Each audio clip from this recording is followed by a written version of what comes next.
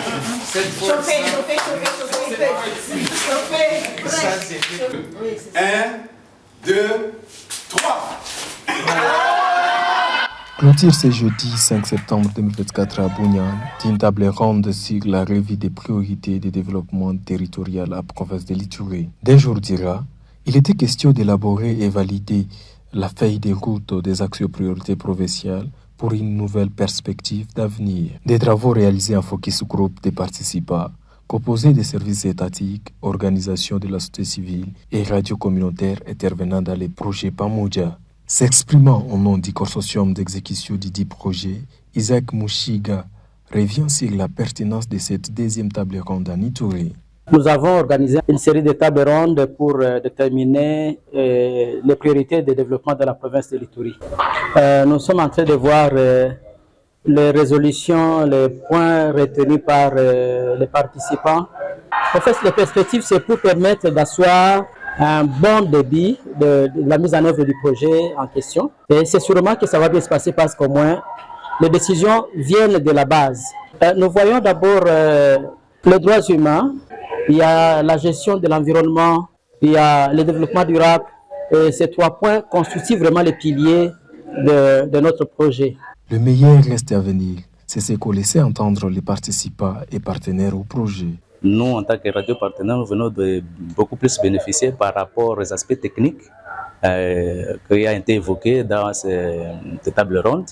Et aujourd'hui, là, il y a des éléments qu'on a ajoutés, des éléments qui nous donnent et puis l'idée générale de ce qui sera fait exactement, ce qu'on compte faire avec les OSC, puis ainsi, qui sont aussi partenaires à ce projet. J'appelle tout le monde, tous les membres qui sont des parties prenantes au projet, de pouvoir mettre vraiment leur expertise dans le bon aboutissement de ce projet.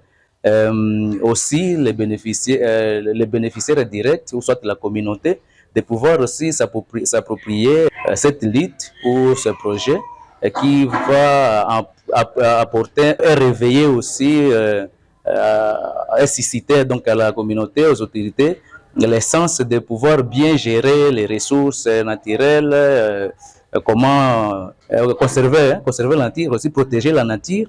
Les personnes vulnérables ne sont pas épargnées, donc on aura une idée peut-être de ce qu'on fera des personnes vulnérables, comment les traiter, comment échanger avec eux.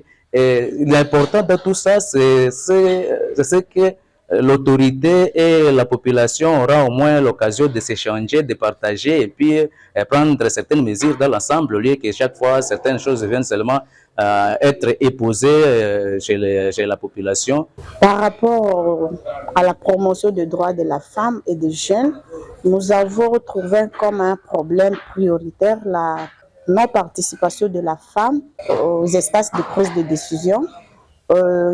J'avais parti même plus loin pour créer des clubs, des concertations interprovinciales. On s'est dit aussi qu'on doit sensibiliser les communautés, on doit sensibiliser les femmes leaders. Des thématiques pertinentes ont été développées durant ces assises, à savoir les droits humains, le développement durable et l'environnement, qui a révélé la disparition d'au moins 10 espèces aquatiques sur les carrenciers existants dans l'écosystème du lac Albert, autrefois riche à poissons. Cette activité s'inscrit dans le cadre du programme associé de mobilisation des organisations locales et une jeunesse active en République démocratique du Congo, PAMODJA, en abrégé, exécuté par les consortiums Acted, Planète Radio RFI, SNOND et Kojeski, cofinancé par l'Union européenne.